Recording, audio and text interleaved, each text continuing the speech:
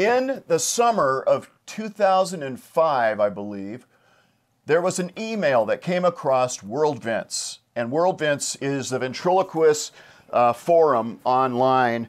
And this was before it was on Facebook. This was just a list that you would get onto in Yahoo groups.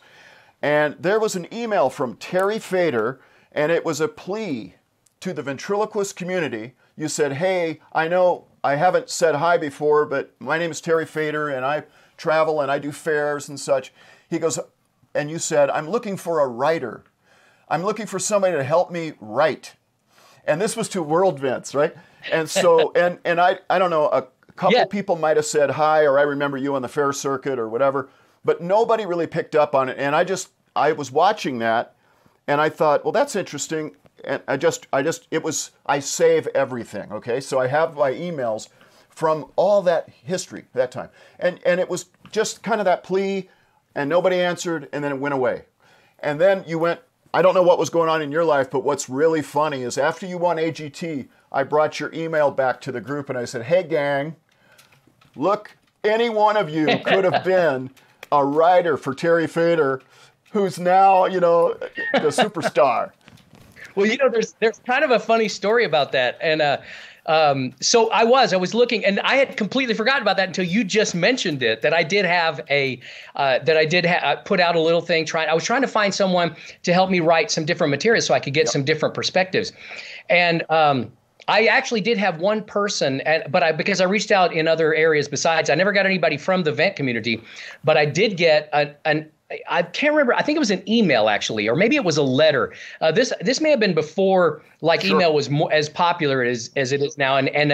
But this person said they contacted me. Maybe they called me and they said they were in LA and they said, I'm a comedy writer and I would love to sell you some stuff. And I said, well, you know, what's the going rate? And I think they said like $25 a joke. And I'm thinking, okay, well, maybe I can come up with the money for that. And so they said, well, what are you looking for? And I said, well, things like this. And I had this little old man that I'd gotten from Verna Finley, which we all know in the vent community is a legend. And he was the oldest man in the world. And basically it was the 2,000-year-old man, except I said he was 7,000 years old because he knew Moses and Noah and he knew all the people. And I said, so here's an example of the type of joke I'm looking for this little old man. And the joke is he says, I said, so you actually knew Noah? And he says, yes, I knew Noah. And I said, well, tell me something about Noah that we don't, Moses. Tell me something about Moses that we don't know. And he says, Moses came from the mountain and he said, here, ladies and gentlemen, take these 2 tablets and call me in the morning. Now, I had written that joke.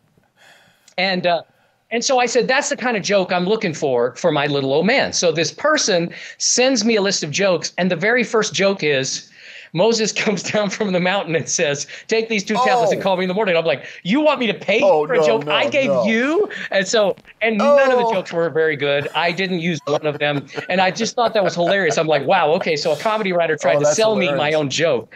And that was my first introduction to the comedy writing world. That's a crack up. So behind the scenes, as you were preparing, way before AGT, as you were preparing to think about going on AGT, how did that inspiration hit you? Because you were on the fair circuit. Oh, tell one story. Please tell this story about your smallest audience. Yes, this was probably 6 months before I went on America's Got Talent. I was performing at fairs all over the country, and I was performing at this fair right outside of Houston, Texas, maybe an hour. I think it was an hour east of Houston, Texas, and so we get there, and I get to my fair to do my performance. And they said, there's a threat of rain, so we're going to put you in this 1,000-seat theater, and we're going to make sure we make announcements to everybody that you're going to be in there and you're going to be performing. And I was like, oh, cool, that's great. So my sister was with me, and she was kind of running my little merchandise booth. So I get in there, I set my stuff up. It comes time for the show, and there's one kid, 12-year-old kid, sitting in the front row, and I'm like, well, I guess it's time to do. And so I did the show. And I'm doing the show, and of course, I've got my puppets making it. It's very humiliating, very humiliating. I'm like, oh my gosh, how much longer do I really want to do this? This is just nuts. though, because it has a good moral to it. So I'm doing this show, and I'm just thinking, oh my gosh! And I'm making jokes. The puppets are making jokes about how I can't draw a crowd. Maybe if they did the show themselves, more people would come. Stuff like this. So about 10 minutes into the show, these three guys, young men, I'm saying maybe early 20s to 30s, they come into the theater, and I'm thinking, oh, thank goodness, we're finally starting to get a crowd. And it was the custodial crew, and they started folding up the chairs in the middle of my. Well, no, I'm only like 10, 15 minutes into the show. So, of course, I make more jokes. I'm like, well, okay, I guess apparently the show's over. They don't realize that I'm doing a show. And so I good-naturedly, I got the kid, and I came over, and I said, well, thanks for coming to my show. And he goes, oh, I really enjoyed it. It was fun. So I gave him a copy of my DVD and a CD, and I said, oh, well, thanks for would have done a show for nobody if you hadn't been here. Well, so I was really discouraged. My sister, by the way, is laughing. She is laughing so hard at this and saying that was one of the funniest things she's ever seen in her life. And so it was one of those moments, though, where, I literally had that moment where I said, is this even worth it? But the fact is, I still got the check for that show. They were paying me. They were paying me to do a show. So I got the check. And as I got the check and I deposited the check, I thought, well, it was humiliating, but it was fun in a way. And look, I'm putting money in my account. And so it really kind of changed my attitude. And I stopped worrying about, about having big crowds and everything. And I just started focusing really, but I'd already done that a couple of years earlier, but that's a hard thing to go through when nobody should. Oh my gosh. Show. But then it was, you know what? I'm going to have fun. If it's just me, if there's nobody in the audience, me and the puppets are going to get up here and do a good show. And I'm going to get that check and I'm going to put that in my bank account and pay my bills. I've seen you perform a lot, and you really do have fun, Terry. You have a blast up there. Yeah, it's very, very good. So how did you... Well, let me just say, I recommend to anyone out there watching, and the only place I can find it is like on Amazon or in DVD, but because it's not available anywhere for streaming. But I recommend to everyone to get two movies, The Jolson Story and Jolson Sings Again. Because I'm not kidding you, those two movies changed my entire life.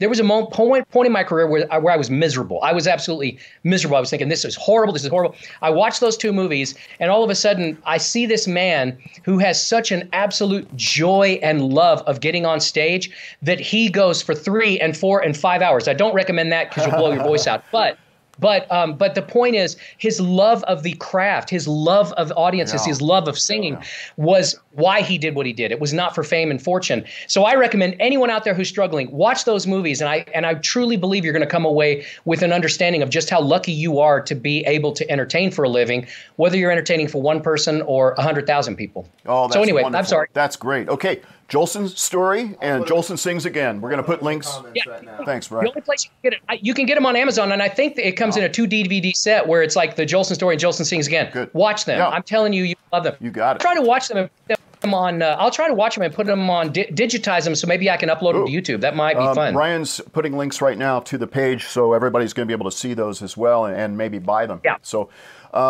It's so encouraging. And, for someone out there struggling, it's so incredibly encouraging. I think it'll help you understand just how lucky you are. If you're making, if you get up there and make $100 or $50 or $20, you're making money doing what you love. And that's where it is. Yeah. It's not about, very few people will get to my level or Jeff Dunham's level or Darcy's level. But you know what? I got to be honest. If I had never hit it with America's Got Talent, I would be just as happy as I am now. It was not my success that made me happy. It was my craft and my art.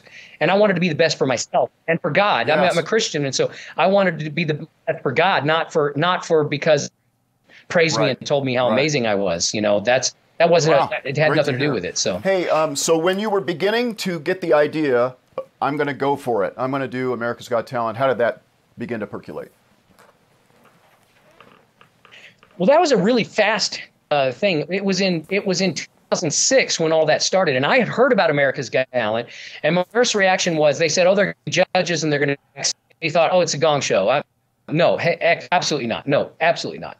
So I watched the first season, and it was really good. And for some reason, I'm having a massive brain fart. Who there was on the first season? What was his name? Oh my gosh, he's going to kill me. I've had him to my house. Kevin. My brain has Johnson. just gone completely. Yep. Kevin, thank you. He did the so Kevin was on Kung there. Fu delay. Yes. Yeah. He has our Matilda. Yes, and bird. Yes, he's absolutely an amazing ventriloquist. So here I am watching this show going, you know what? They're being very respectful to him. They're not, this isn't a gong show. This really is like they're legitimate for the.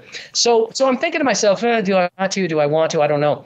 And unbeknownst to me, I was playing fairs, and I had discovered in 2005 that I had the ability to do impressions and singing and ventriloquism. So I made that the main focus of my act in 2005. You were going to say something? That was during the time. I don't know if you're talking about exactly the same time, but you were also in Texas the Band and did ventriloquism with Texas the Band. Yes. And just fast forward, that was after. Yes, it was Texas Band ended in 1. So 2002, I was solo. Okay. Yeah. So I had 4 years of just being a normal ventriloquist where I'd get up and I would do comedy and a little bit of singing, but not much. And then I saw a singing impressionist in Vegas called Andy N. 5, February 2005. And all of a sudden I'm like, oh my gosh, this guy's amazing. Yes. I can do this. I'll just do all those songs, but I won't move my lips, and I'll have my puppets do it. So literally everything changed in 2005. And so in 2006, like I said, I did every single day was 3 to 5 shows a day. So I was doing fairs 18 days at a time, 13 days at a time, 8 days at a time, so I was doing these, and it was every day was a grind. And for 9 months, I did 3 to 5 shows a day at elementary schools. So I was performing all the time. And I was doing the same thing. I was doing my impressions of ventriloquism. Well, unbeknownst to me, during 2006, while America's Got Talent was going on, people that were coming to my shows were emailing NBC and saying, we saw this ventriloquist at the fair that was amazing. We think you should be on America's Got Talent. So I got a call from America's Got Talent saying, wow, we've gotten a barrage of emails from all over the country. And we would love, would you be interested in auditioning? And so at that point, I said, well, again, I did not have time. I was working every single day. So I told them this. I said, look, I work all the time. And they said, well, send us your schedule. So I sent them my schedule. And they said, well, we noticed you're going to be in, I think it was October of 2006. And they said, we're going to be there for like 5 days at the Los Angeles Convention Center. And it says you're going to be performing in Los Angeles. And I said, I am. I'm going to do a school. My school shows usually end at about 2:30 in the afternoon. And they said, well, why don't we set up a thing for you to come in at 7 p.m. and do an audition for us. And I'm like, great. So I pack my puppets. I drive over. I do my thing. And it went amazingly well. People were like, oh, my God, this was amazing. This guy's, and I mean, these were the producers of the show. And they're going crazy. They thought I was cheating. They thought I had a tape recorder in the puppets, which amazingly, I still get accused of that. People still think I have a tape recorder in the puppets. Crazy good. Yeah. Who did you have then? You had Walter, so I had to go up to him Maynard? and actually get like. Who else? I had Walter. No, I didn't have Maynard. I had I had Emma Taylor. I had Winston the Impersonating Turtle, which you did an iteration of ones, right at the puppets. end. Those were the original that I bought at a toy store. No, wait, I didn't have Winston. Winston was no longer. Winston didn't exist. Okay. I had a Kermit the Frog puppet. Winston came on during the show. I love it. So I wanted to do my Kermit the Frog on TV, and the Muppets wouldn't let me. So I had to create Winston. I just found him at a toy store, and I had my friends in Austin, Daryl and Sissy Johnson. They went to this toy store. I found it online. They went to the toy store, bought it, and overnighted this puppet to me. Oh my gosh. At the studio. Wow. So I the box, and there's my little turtle, and that's how. Born. But I probably did have Maynard. I had also a character that Verna Finley had done that was a Frank Sinatra looking puppet. I think I still have him somewhere, but I don't know where he is. But I had him doing Tony Bennett and well, they went crazy. And so then I'm thinking, they said, you know what, you're gonna hear from us by Christmas if you make the show. I hear nothing from anyone, absolutely nothing from anyone. So it rolls around maybe April of 2007, and I'm thinking, well, geez, I thought that went really well, but I didn't. They called me up and they said, "You're on. We need you next week in LA." And I said, "Great." So they flew me in. I did the thing, and then the rest is history. I never thought I would win. I mean, come on, what are the odds? During this time that you were going through the very first contest, then the second, how many were there total? 3 or 4 or 5? I'm thinking there was 5. I did the first one. I did Emma Taylor at last. Then I did What a Wonderful World with Winston. with Winston Piercing Turtle. Then I did Unforgettable with Emma Taylor again, and then I did Tony Bennett and Dean Martin. 4. So that was Tony Bennett and Dean Martin. And then I did Walter T. Airedale and Friends in the Low Places and Winston singing Crying. So I think that's 5 or 6. You did the 2 together? Yeah. That's 5, yeah. I did 2 of them together. The last 2 were double characters, yeah. Oh my gosh. And so during this time, World Vince and of course all the ventriloquists, vent lists and everything, they were going crazy. Of course, all your friends, all of the people that knew you, and now of course you're the face of ventriloquism. They're all talking about it. So everybody's typing and stuff, going crazy, and they're going, "My gosh, did you see this guy? He's going to win. He's going to win." So I send you an email. And because I went back to your original email where I saw that you were looking for a writer, that's the only way I knew how to contact you. So I just thought, I wonder if that email's still good. Sure enough, it went to you, and I said, "Terry, my name is Steve Axtell. We haven't met before, but I wanted you to know that pretty much everybody in the vent world thinks you're going to win. And what I would like to do is to sponsor you, Terry. And I would like to build you a custom puppet of your choice. And you tell me what it is you want to do, and I want to win with you." That was my email and my plea to you. Your reply to me was wonderful. I remember it to this day, and it was incredible. And you may not even remember this, but you said, "Mr. Axtell, oh my gosh, I have always wanted to buy one of your puppets. I can't believe you're offering me this. I could never afford any of your puppets." Hilarious. But you said, "My sister had this turtle for me and wanted me to go on with this, and I cannot do anything else. I've got to do this to honor my sister."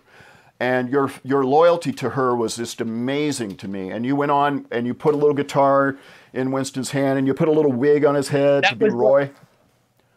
That's what my sister did. Yeah, my sister was the one who.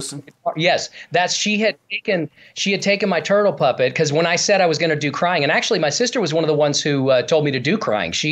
I'm trying to figure out what I wanted to do, and she said, "You're Roy Orbison's Uncanny," and I think I had never Roy Orbison without moving my lips though. So a lot of this stuff, and one of the best parts, I mean, obviously this pandemic's horrible and it's shutting things down, and I'm truly praying for the country that God will bless us and help us to get back on track. But one of the blessings, there's always a blessing in everything that happens, because as the scripture says, all things work together for those of us who love Christ, is that it's actually pushed me to do things. I'm doing things that I never dreamed I could do ventriloquially. I never thought I could sing some of these songs without moving my lips, and I'm making myself do it. But that's kind of what happened with Crying was my sister. And so she asked me to send Winston. And so I do remember that email, by the way, that you're asking, they're talking about. And she had made this little wig for him and put glasses on him and made him look so cute. And I thought this is what I'm going to do. And she also was my hero at one point. She's gone to be with the Lord since that time. We'll get more into that for sure. Do you have Winston? I know you have your current Winston with you right there. I wonder if we could do a little bit of Crying for us. Now, this is not the Winston you won with, and it's not the one that we made for you, but it's your current and forever Winston, and I love him. He's awesome. Hey, Winston. Good to see you, man. Good to see you. Okay, what are we doing? Oh, he wants you to do Crying. Okay. Crying over you, crying over you. You left, now you're gone. And from this moment on, I'll be crying, crying, crying, crying, crying. Wow. Oh my gosh. That's just freaking amazing. Oh, Winston, thank you so much, man. Thank you. Thank you for joining us. You're welcome. Okay, if you need I appreciate me, it, I'll buddy. be here. Yeah. All right. Oh, that's incredible. So you went through all of those stages, and you did Crying, and that's the one that cinched it, and you won. Now, you told me in the email, you said, "Steve, if I win, I'm gonna order puppets from you. I'm gonna call you and let you know." And you called me. You had my phone number. You called me, and I don't remember, because you said, "Steve, I won." And it was like nobody knew yet. So I don't know how, I don't know if it was before or it was Eastern, or I don't know how's it go?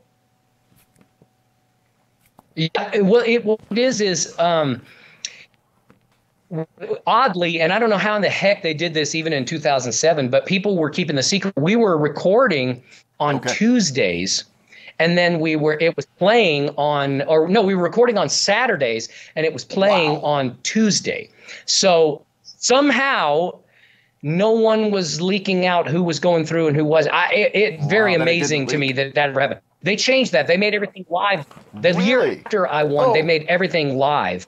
I know that's a big secret. Now that's a big secret. Show, it probably just destroyed your contract, but but I got that call on a Sunday or a Monday. Well, I with them. So but it was only that year, and this year, after every year after, everything was done live.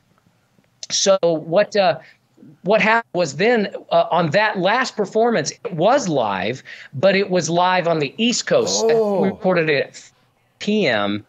And we still had 3 hours to wait before it was even going to start airing. So I was able to call you and go, "Oh my gosh, I won!" And by that time, it had already been announced on the East Coast, so we didn't have to keep any secrets. Now, during the time, if I had let something out, I would have been in trouble. Probably would have gotten kicked out of the show. So I wasn't even allowed to tell my family. I had to keep everything very, very secretive, so no one knew until it aired. And I was I feel very strict on the rules. Very honored that you called me, and that's our secret. No one else will know, Terry. Hey, if there's anybody out there that has a question for Terry, we're going to be going through our history together, and there's a lot of really fun. We've got a watch party on Terry's Facebook page. No? Oh, we don't. He shared it? Okay, cool. So everybody's in our group. Okay, awesome. So we've got everybody here. You can just ask, and Ryan's monitoring things. Ryan is going to be communicating the questions for us. So he'll interrupt us as we continue to talk. Okay, you won, and you placed a buku, huge order, and it was a bunch of stuff. And one of the characters was my jazz man, and you said there was an interesting story about that. Oh my gosh. Yeah. So I had this manager that was had not ever done anything at this level before. And so I was writing all this stuff, and he, Lord knows where he found this person, but he came to me and he said, "I found a guy who can make your puppet. He's going to make you an original, I created this character named Julius. He was going to be a singer in the vein of like Nat King Cole, the Ink Spots, he's going to be super cool and super, he was just going to be one of those guys that is incredibly classy." And so this guy took this puppet, and when I got it, it was 3 days before my my show in Vegas. And I think that was August. I won on August 19th. It was October 19th or something. I was going to do my headlining show in Vegas, and I get it, and it's the worst thing I've ever seen. This guy, that was when I found out this guy had never made a puppet before in his life, and it looked like a monster. It was awful. Like none of that. It was a hard puppet, and I would be using it, and when you would use it, it would be like clack, clack, clack, clack, clack, clack, clack. Every time you would do it, I'm like, oh my God, I can't do this. So I have already written this routine, and I've got this whole thing in reverse. So I called you in a panic, and I said, Steve, I have created this character, Julius. He's a black character, and my black puppet is not working. Do you have a black puppet in stock that you can overnight me, and I can use in my Vegas show? And you did overnighted me the jazz man. The funny thing is, and we were talking about voices last week, is that he did not look what I created, and I created this voice. The voice I created was low, and it was going to be smooth, kind of Barry White, and a little bit smooth and super cool, And I'm thinking, oh my gosh, and that did not fit at all the character that you had sent. So back to what we had talked about voices, I get him and I'm thinking, okay, well, this doesn't work. So I started working with him. I kind of went with like Rochester from Jack Benny show. Okay, let's go, So I went with that look there, So and really great. I used him for a couple of years actually. He was in my first DVD, but my original. I still wanted that original original smooth. So let me see if I have him. I think I have him right down here. I've got puppets, not all of them, but. And then so I called Puppet Heap. Puppet Heap, not an Axtell Expression. Puppet Heap, and I kind of gave them the description, and they made this guy right here. So there he is. Can you do a little song with him? Yeah. What? I was born by the river in a little tent. Oh, and just like the river, I've been running ever since. It's been a long time coming, but I know a change gonna come. Oh, yes it will. Oh my gosh, that's Julius. There's Julius. Yeah. And you did a song on Oprah with my Julius, with the jazz man, and that song. What was that you did on Oprah? I've been trying. Oh yeah, okay. Yeah. Let me get him. I wish I had my jazz man puppet here. That's it. What is it? Whap, whap, whap. I've been really trying, baby. Tried to hold back this feeling for so long. And if you feel like I feel, baby, come on. Woo, come on. I love it. Get it on. Yeah. Oh, that's fantastic. Yeah, we have that video that's on YouTube that you did. Yes. We got a couple questions here. All right. So you can probably repeat it if you need to. Okay. But, Lewis Taylor asked, Terry, how did you first hear of Steve Axtell? Lewis Taylor asked from England, how did you first hear about Axtell? I really don't know. I think it probably... I don't specifically remember, but I'll bet you it was Googling puppets on the internet. I used to advertise in like news events and different, Dialogue and Mark Wade's New Oracle and some of those. Yeah. Probably. Yeah, it was probably one of those. But I don't believe I ever had an actual physical handheld catalog. Yeah. Did you ever make those? I did have. I remember just going through all of your stuff online and being so impressed with your abilities, to make puppets. I was just blown away. And the fact that I have a couple of actual I think I've got three puppets that were created especially by you for me. So I've got Vicky, Donald Trump, and Connie Capilla. Yeah, Vicky and... Oh, and by the way, Connie Capilla is going to be one of my songs in the next few weeks. So fans, you're going to get to see Connie Capilla. We were just talking about that today, if I had Connie, and he's still locked at the Mirage. We've got a documentary that you and I made together of the entire creative process of walking through from the phone call. Hey, Steve, I'm thinking of getting a new character. This is what I want. And the phone call on my side. Okay, how big do you want it? About what should he look like? And all of that, all the way through the building of it with my team at our shop, the documentary of how we built it, of the special hands that you wanted made, and exactly some of his influence in there. Oh man, it was incredible. And then finally, you're unboxing it in your dressing room. Man, that's so cool. We're going to share all that. That's awesome. I'll have to watch that. It's been a long time since I've seen that, but I think I need to watch that. And it's given me an idea for another chapter that Axtell is going to be doing here live and online. So that's going to be fantastic.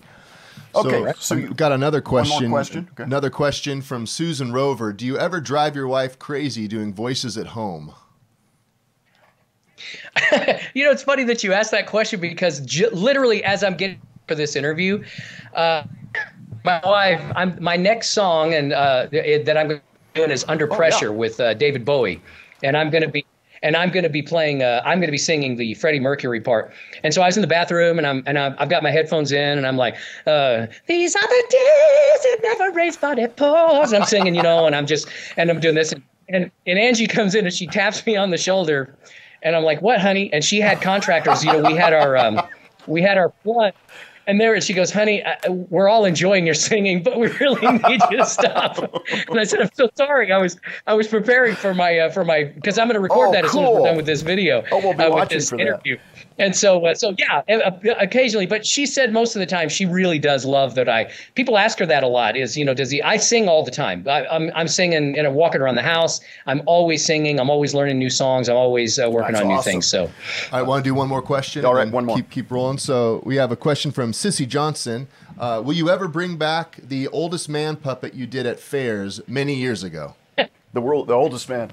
Sissy Johnson. I love you, Sissy. Sissy is one of my dearest and oldest friends. In fact, Sissy and her husband, Daryl, are the ones who gave me the Emma Taylor puppet that I used for my first So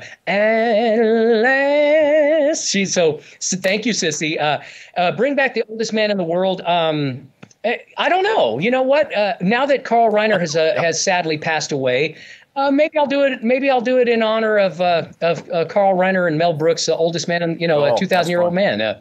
He's a beautiful puppet. He's still at the Mirage as well. But me and Daryl has been one of my writers for years. Me and Daryl would sit down and me and Daryl together wrote my oldest man in the world puppet. So that's so love you, neat Daryl. that they were able to check in. That reminds me of when you were mentioning that they gave you your first Emma, and at one point, okay, this is a bonehead thing. I need to bring this up. This is one of the things in your history that just burns me up. The company that made Emma also made Winston. It was, we won't mention their name, I might have already, but anyway, you contacted them about could there be a Terry Fator version of these puppets with like a label on them, or could you buy the rights, whichever would work out for them. And what did they tell you, Terry? They so yeah, they sued me for using them on America's Got Talent and on my first DVD, and so we litigated for several years, and we finally came up with a settlement.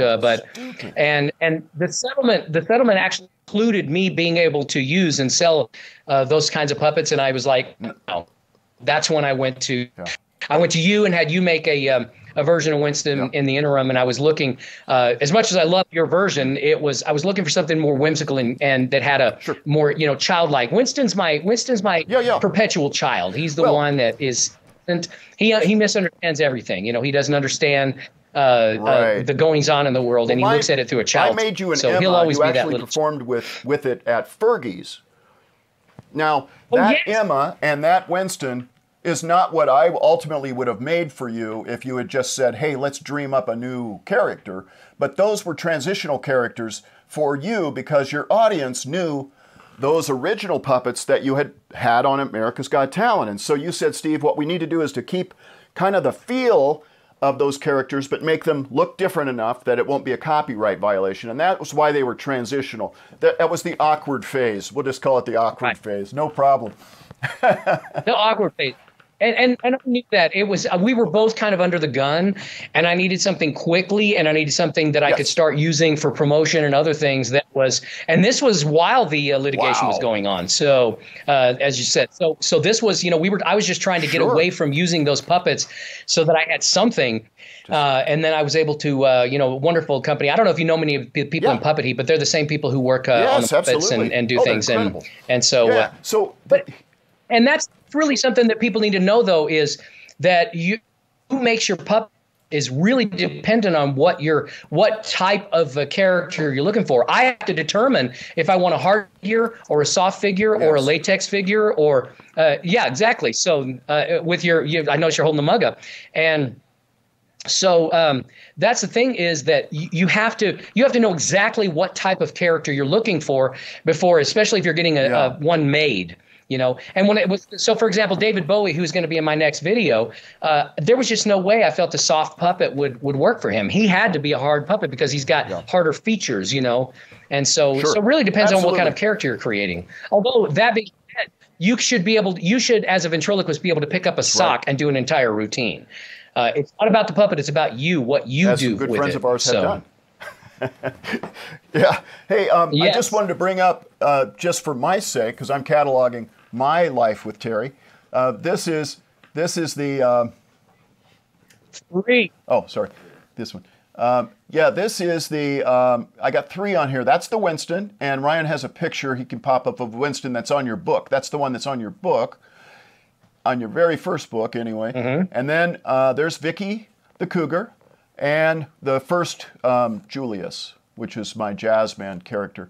And those all have very special places in my heart, and as does this mug. And I think about you every day when I drink out of it. That's so funny because I wrote a joke for that Julius, because he's got his eyes. I remember it was so funny because it was totally innocuous, and I've never done political humor, and I don't take sides. I do have my Donald Trump puppet, but we've never done political humor. It's always been about just like he wants to turn the White House into a casino, stuff like silly stuff, and the joke was that I said. He said my hair was sticking straight up. And he, of course, I look at him, I say, well, Julius, you look really surprised. And he goes, yeah, I've looked like this ever since Obama won. And then he goes, you look scared. He said, you look scared. And I said, yeah, I've looked like this ever since Obama won.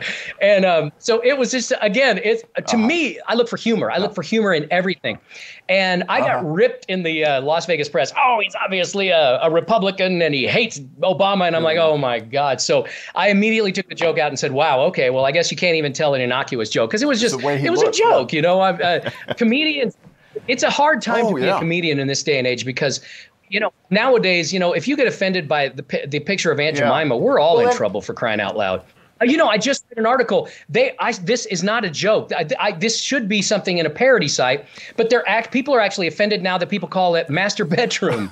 So we're going to have to change. They're going to try to change master bedroom and master bath to primary bedroom and primary bath. It's like, well, how far are we going to go with this crap? It's ridiculous. I'm sorry. I'm a comedian. I write jokes, and it's very difficult when everyone is offended by everything. It really is. You had my Donald Trump puppet in your show, and there was some controversy that went on where some headlines came out that the Mirage was going to make you shut down because you were using, or you couldn't use Donald Trump in your show.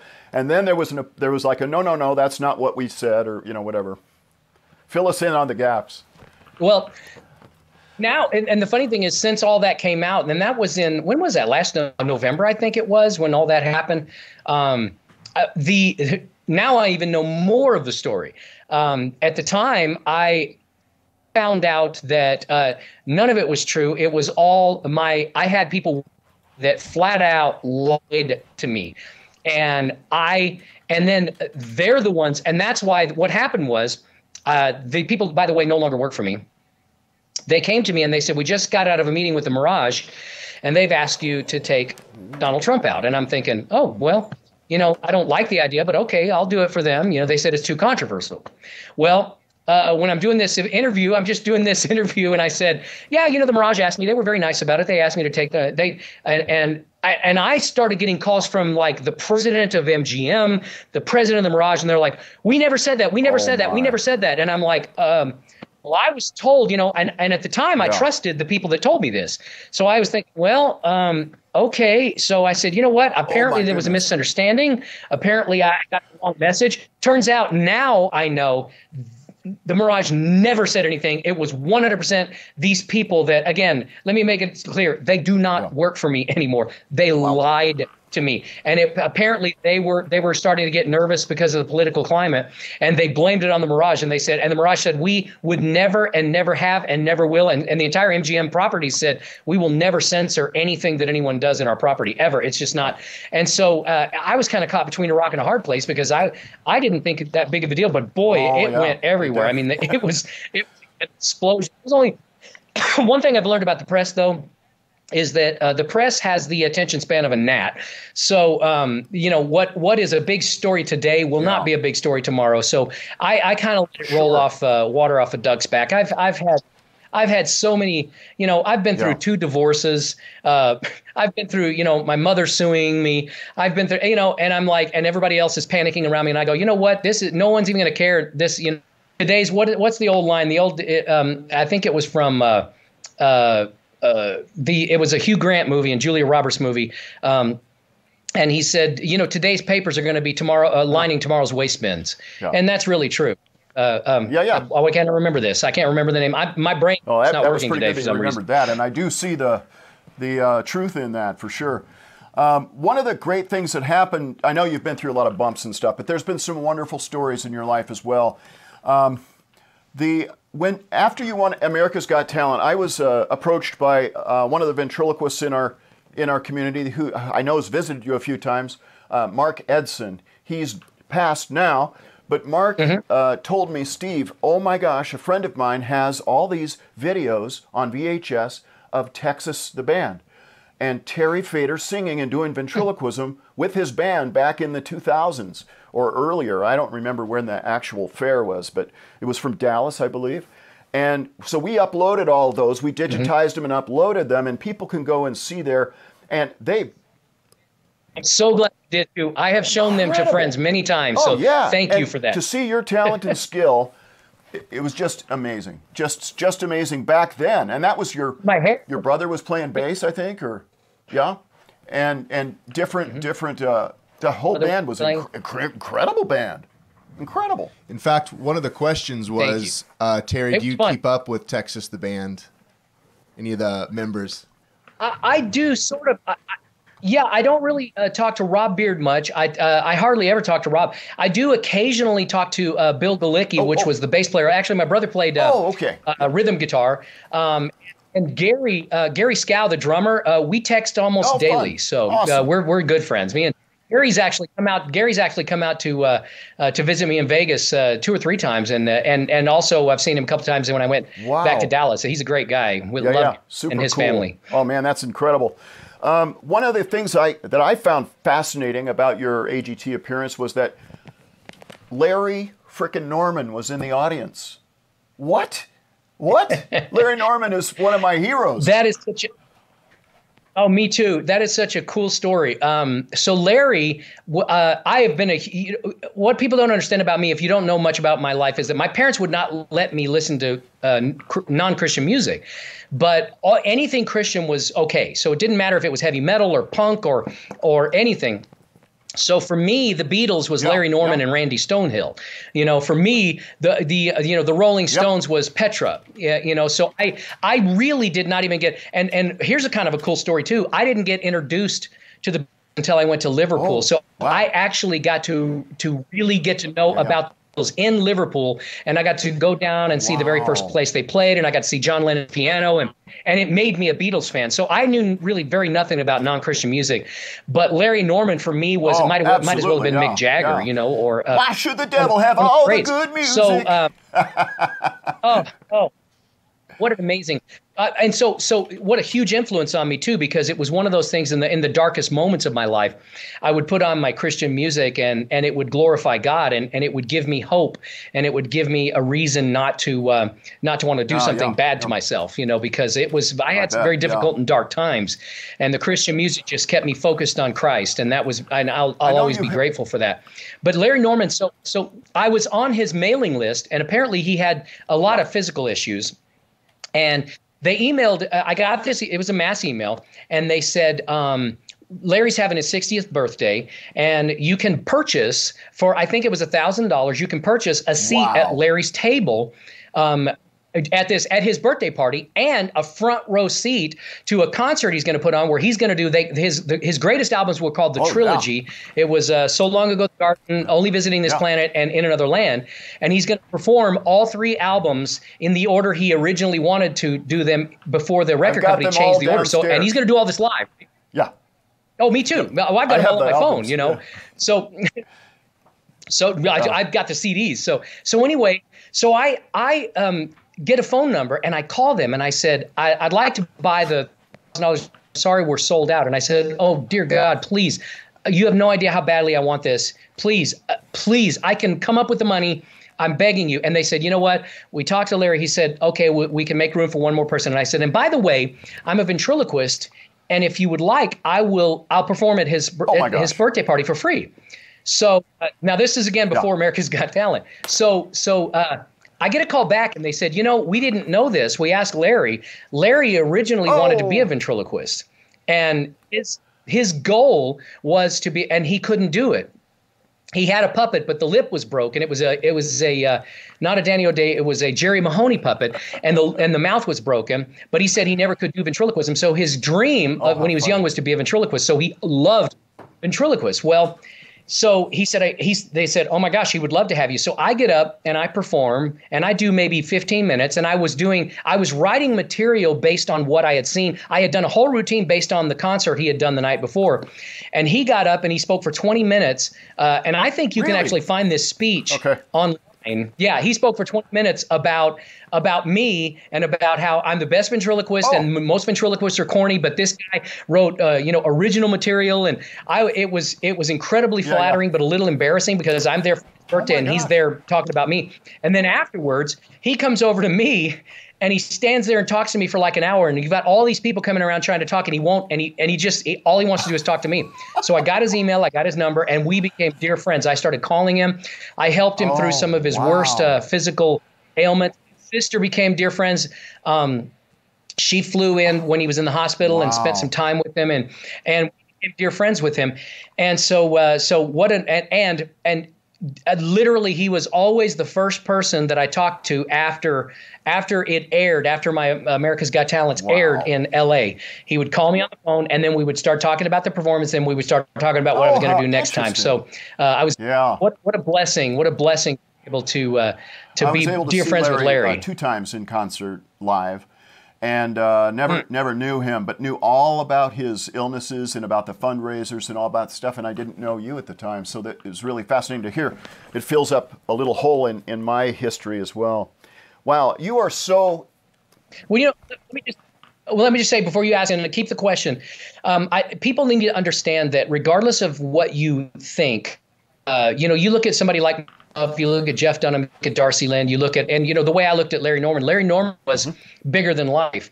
And getting to know him, he wasn't. He was just another person, I'm not anything different than the person that you know. Jeff Dunham's not different than anyone. We're all different. We're just human beings, I go to the store and I buy my groceries just like everybody else. I do the dishes when Angie's too busy. I was doing laundry yesterday, and people and I had some people working on the house, and they're like, wait, you're doing laundry? And I'm like, well, yeah. I mean, Angie's in there working. I mean, I don't want her to have to do it. So just understand that I know it feels like we're bigger than life because all you ever see of us is when we do these performances. But the truth is we're not. We're just human beings. We have our failings. Like I said, I've been through 2 divorces.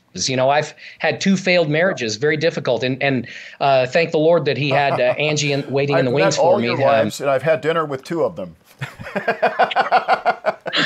So I'm looking forward to dinner with Angie someday. Yeah, we're going to have a blast. Oh, my God. Yeah. We will. So your generosity is something that I want to touch on. You are one of the most generous human beings I have ever met. Not just because you have a lot of money, but because you have a generous heart. Your heart is so big. You have come alongside of first responders and our military. In every single concert that you've done, you're contributing the profits from all the sales that you do in your merch. I've seen you bring up wounded soldiers on stage. I have seen you help friends of mine who have been ill. I've seen children that you have inspired, and you allow people, when you're dead tired, you allow people backstage to see you, to meet and greet, and it's like, I know you're too exhausted for this, but you do it, and you're just so generous with yourself, your time, and I know you're a performer, but there's more than that to you. You're a very generous performer. Well, thank you. That's really kind of you to say, and I think that the thing that people have to remember is, because there may be people out there watching right now that are going to be enormous stars, and you and I are going to be watching them on television one day, and they're going to be multimillionaires, and they're going to be out there. And the thing you have to remember is never believe your own press, and never buy into the character that you're creating to sell a product. And remember that every human being is just as valuable in God's eyes as you are. And that's why, I grew up as a janitor. I mean, we had janitorial business, and I would go in and clean buildings for hours and hours at a night, dumping ashtrays and cleaning out trash cans and vacuuming floors and sweeping floors. This is a kid, yeah. Even into my young adulthood. And so my appreciation of those people that come in and sweep up my theater after I'm done and clean it up afterwards, I value them because I know what it's like to be there. And you know, every single one of us was in absolute and utter need of Christ's sacrifice on the cross for us, me and you and every other person listening and watching. And God values every one of us equally because we are all his children. So as long as you don't, and that's really what it is for me. It's not, I don't really think of myself as that great of a person. I don't look at myself and go, wow, I'm this, look at me, I'm so amazing. Not. You know, I just, it's so, and I don't, you know, funny thing is I thought when I got famous that I would be aware of the fact that I was famous all the time. And I instantly forget that people will recognize me until someone says my name at the grocery store or at Disneyland or what. I never think about it. I just completely, it's not who I am. It doesn't me. What defines me is how I treat others and how I treat my wife, to be honest. Oh, that's wonderful. That's absolutely great. So now let's get back to you and I. And you ordered the first custom puppet that was 100% custom was Vicky the Cougar. And you didn't even know what a cougar was. You thought it was a cat, I remember you saying in some of your interviews. And we soon learned that a cougar is an older woman who loves young men. And we've got some development pictures of me sculpting Vicky for you, of the drawings that you approved. And tell us a little bit about what you wanted. I know the redhead was part of it. Well, the whole thing, somebody actually mentioned to me, and this was before I even started at the Mirage. I mean at the Hilton. So I did a Hilton for about a year, and I think that Vicky came along about 6 months into that year contract with the Hilton, and somebody mentioned to me, they said, you need to get a cougar puppet in your show, and my mind is like, I've already got a turtle. You know, I don't not really care. I don't want to get a whole animal, you know, a cast. And then they explained to me, no, a cougar is someone, because I'd never even heard the term, but apparently it was, now it's much more common, especially since they had Cougar Town, and you know, the show, the TV show Cougar Town and all that. But so I had gone right after America's Got Talent. I got invited to Emmy parties and all these different, you know, Grammy parties and Academy of Country Music Award parties.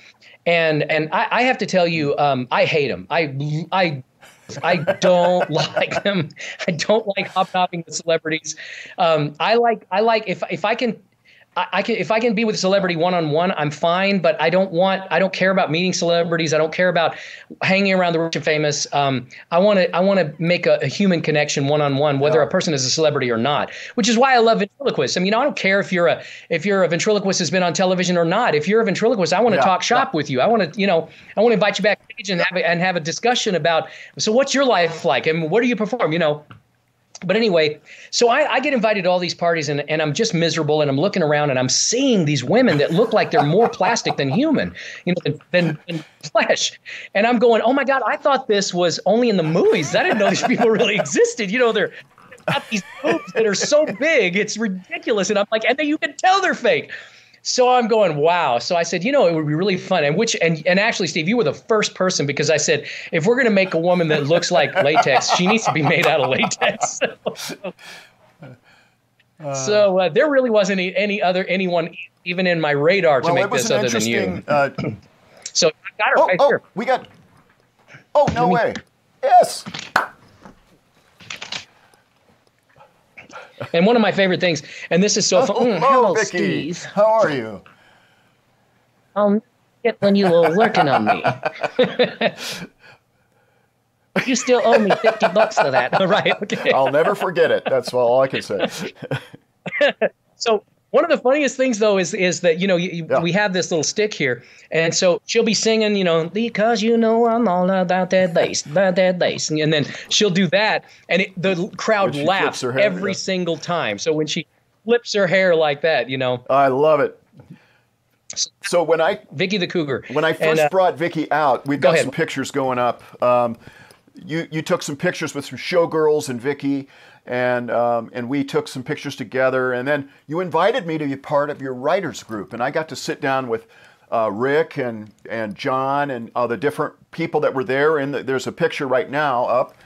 And it was really interesting. So one of your writers was very interesting, and he was really provoking me to make her really, really slutty.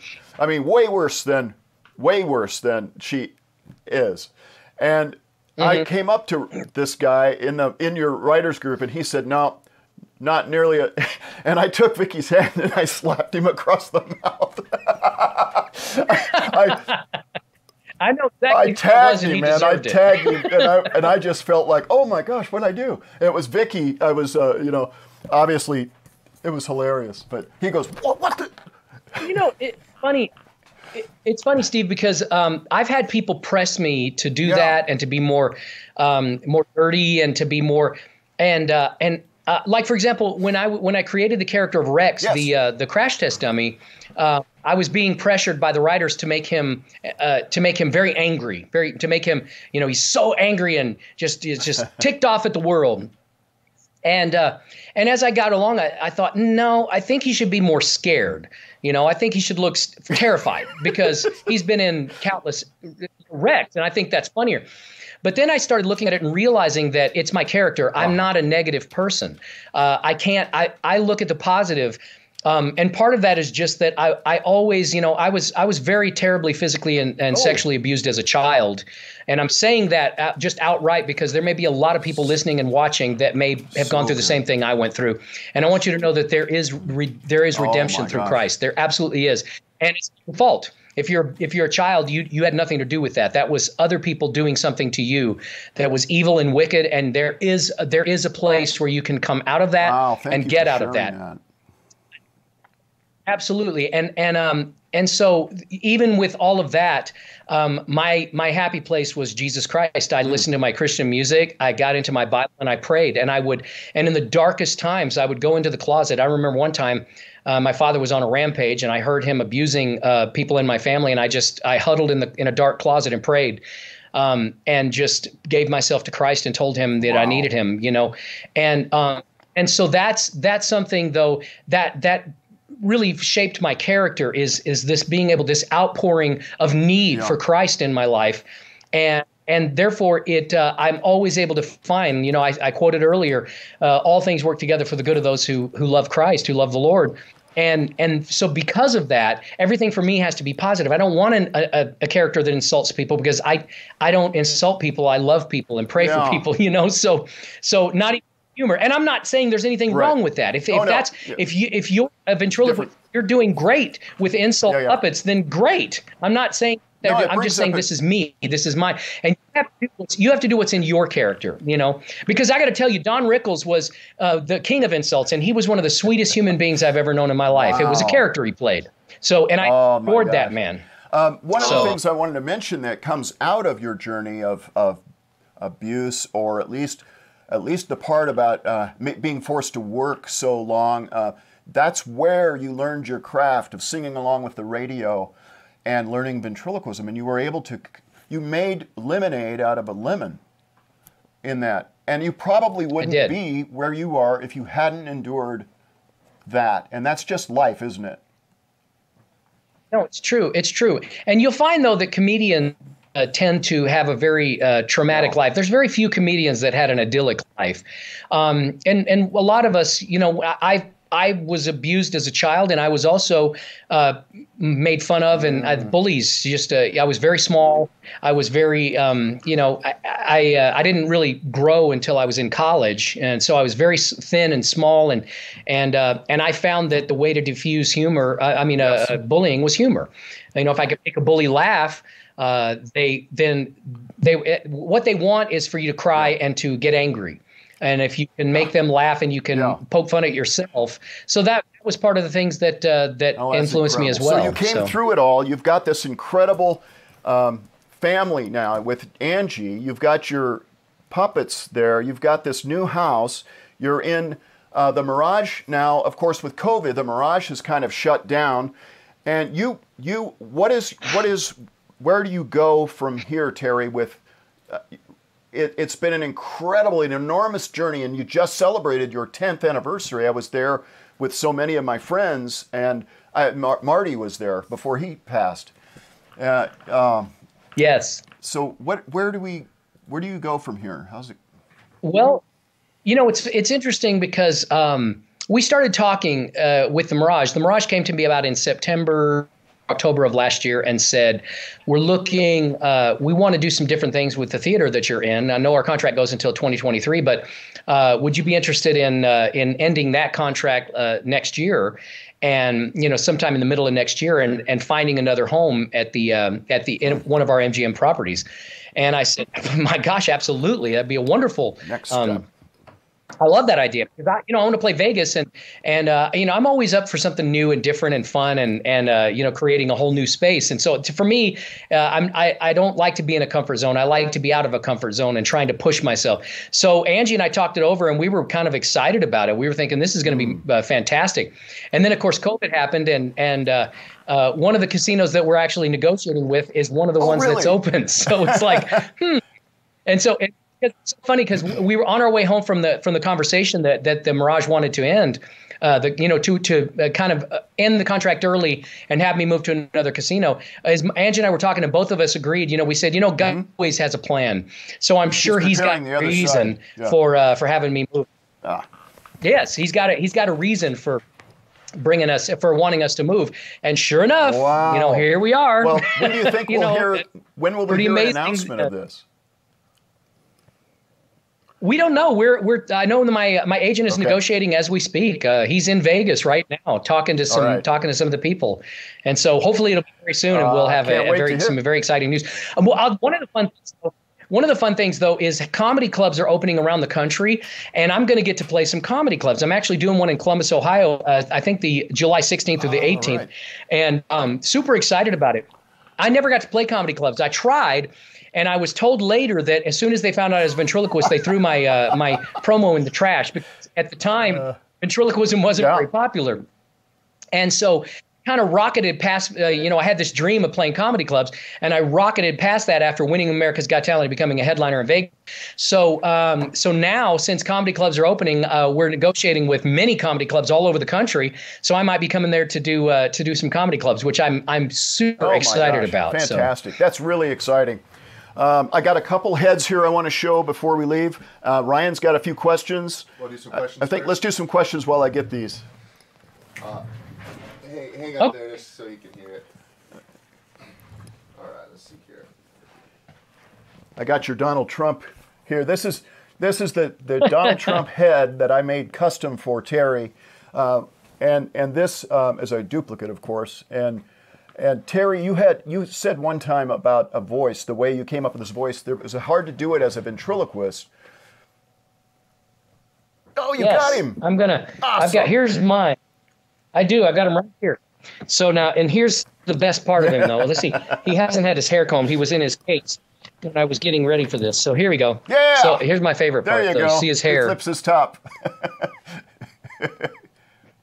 How you doing, Steve? Oh my goodness. Good to see you. So yeah, when you're doing a voice, and for some reason I'm able to do the different voices without moving my lips. I'm gonna make a change for the 100th time.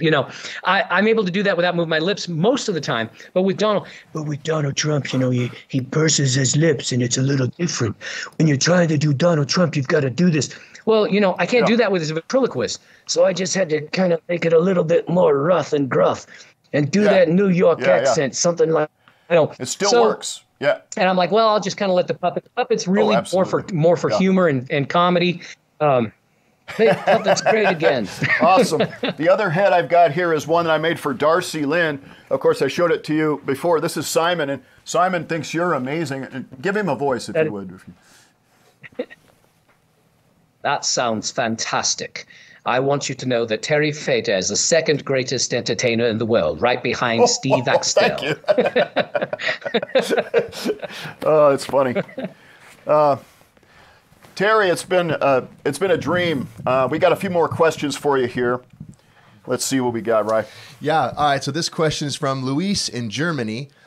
Terry, if you create a new character for your show, do you start with the puppet or do you create the idea of the character first? So what comes first, like the show part or the actual physical character? Yeah. The chicken or the egg, right?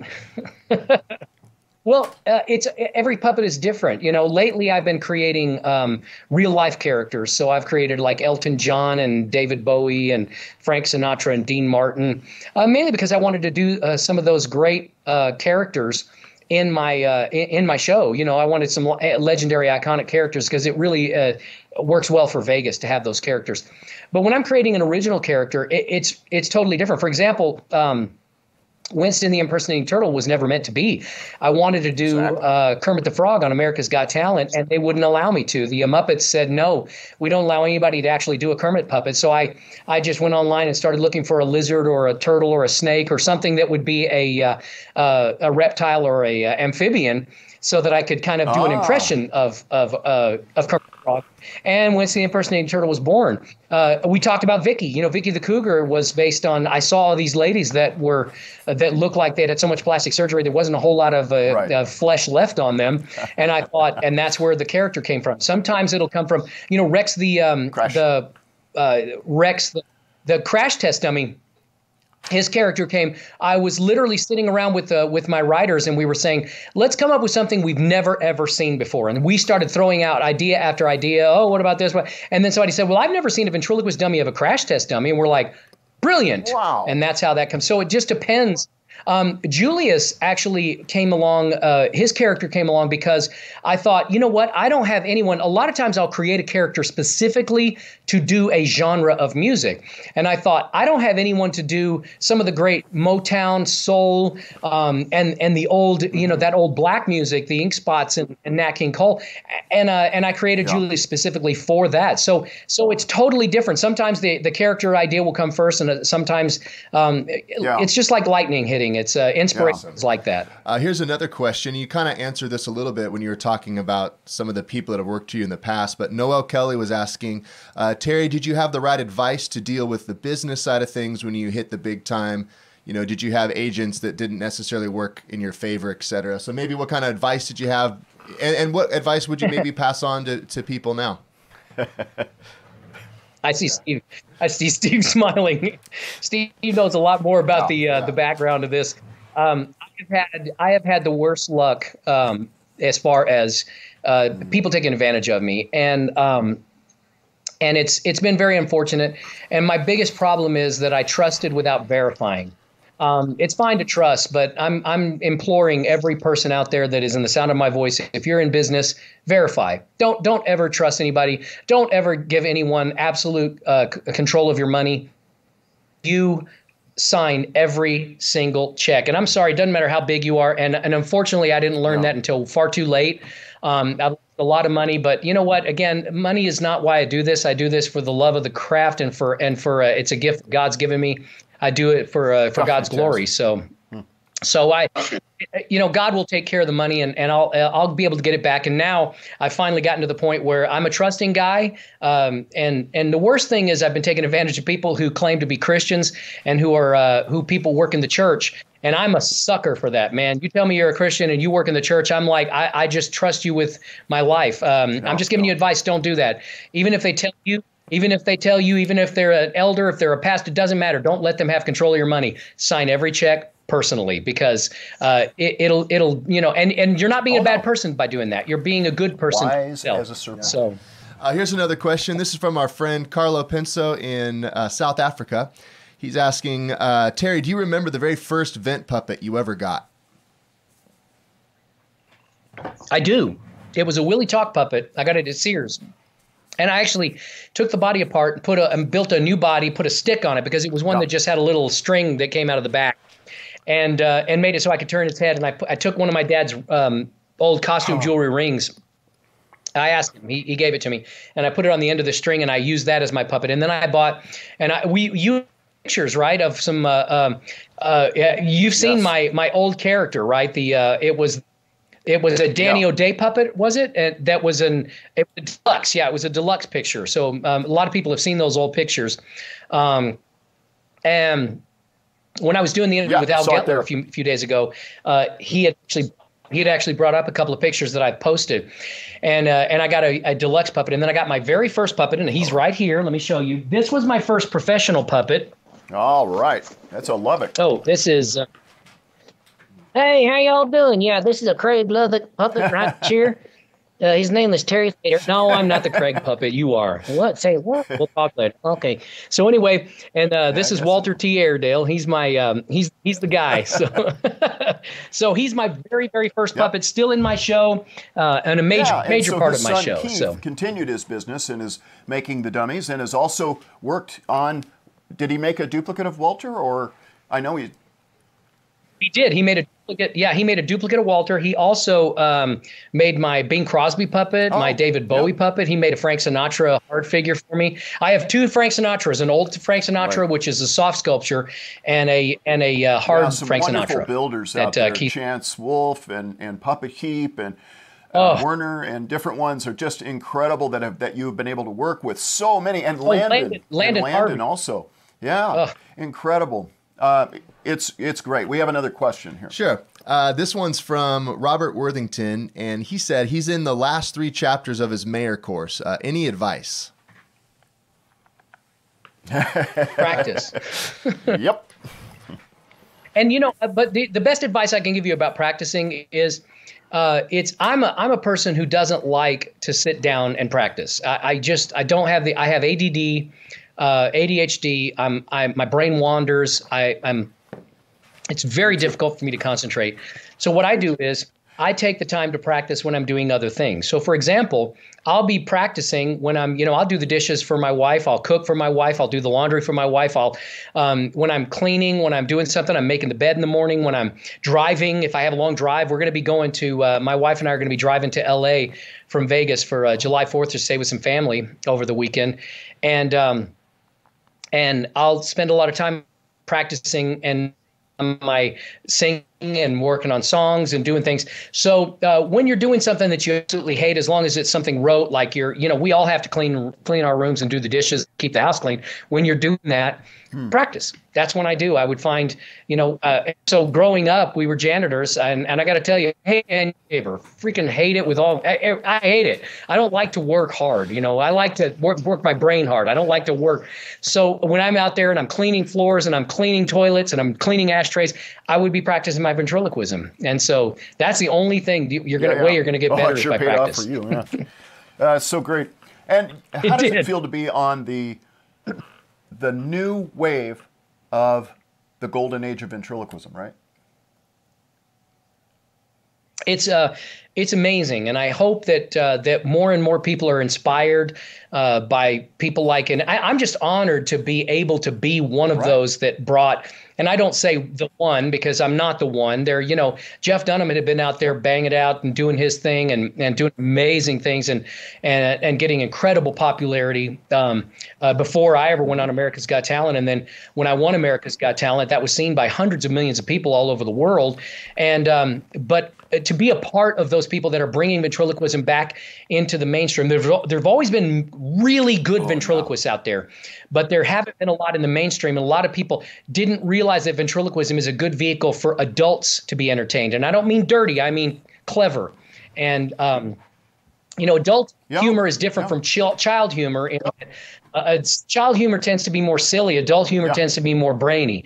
And I'm an adult comedian who is appropriate for children because my jokes are brainy. They're not, I don't tell silly. But I never even told silly jokes to even when I would performing for elementary school kids. I made sure and kept my act brainy. But that was just me. So people know that ventriloquism is now valid as an entertainment forum for adults as well as children. Yeah. So I love. Well, Terry, this has been incredible.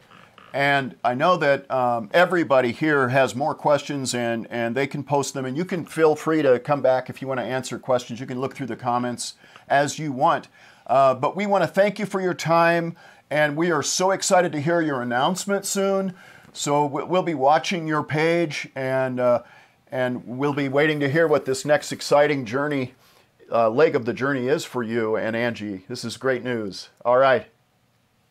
I can't wait. And I'm hoping I could do some international travel too. We're talking about some with agents to do that as well. So, notice we got a lot of questions from all over the world. And so hopefully I'll be able to do some stuff there too. We've been talking about a new character as well. So we'll follow up with you on that. And I'll be putting Connie, that documentary, in the comments here so everybody can watch that journey of how you called me, how we made the character, and how it unfolds as a creative process. And in the next few weeks, Connie will be one of my singers, so the one singing. And I'm also working on one for Vicky too. So in the next few weeks, on Wednesdays, I try to release a new song, and so we'll try to get Vicky and Connie in the next few weeks in. Well, thank you so much, Terry. Love you, buddy. Bye-bye. Very welcome. Love you.